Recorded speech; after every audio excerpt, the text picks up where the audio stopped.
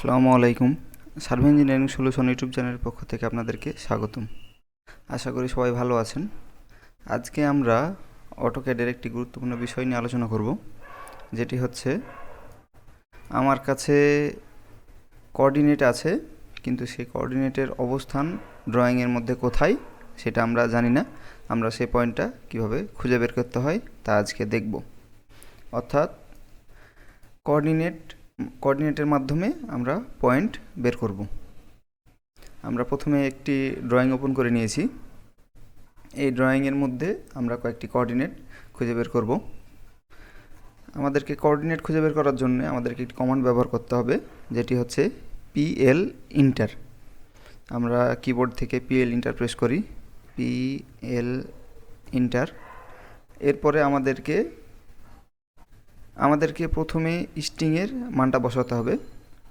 আমরা স্ট্রিংয়ের মান ধরে রেখেছিলাম 2000, তারপরে কমা, তারপরে 5000, ইন্টার দিলে দেখতে পাচ্ছি যে আমাদের পয়েন্টটা দেখাচ্ছে যে এইখানে আমাদের অবস্থান ছিল।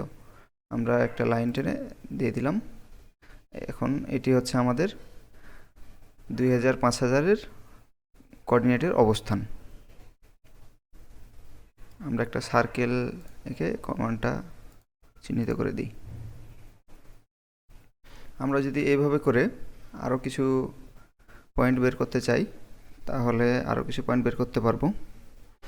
যেমন আবার দিই আমরা কিবোর্ড থেকে পিএল ইন্টার, আরেকটা কোঅর্ডিনেট বের করি 2014.038, কমা 4999.175, ইন্টার।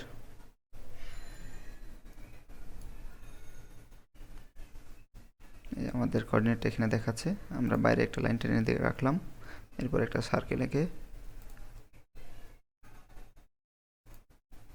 পয়েন্টের অবস্থানটা চিহ্নিত করে নিলাম।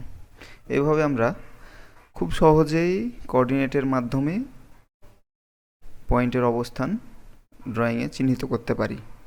আমাদের কাছে যদি ড্রয়িং নাও থাকে, আমরা শুধুমাত্র কোঅর্ডিনেটের সাহায্যেই পুরো ড্রয়িংটা করতে পারি।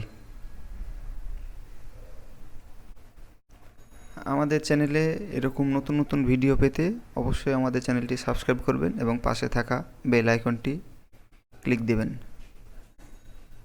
আপনারা কী ধরনের ভিডিও চান তা অবশ্যই কমেন্ট বক্সে জানিয়ে দেবেন।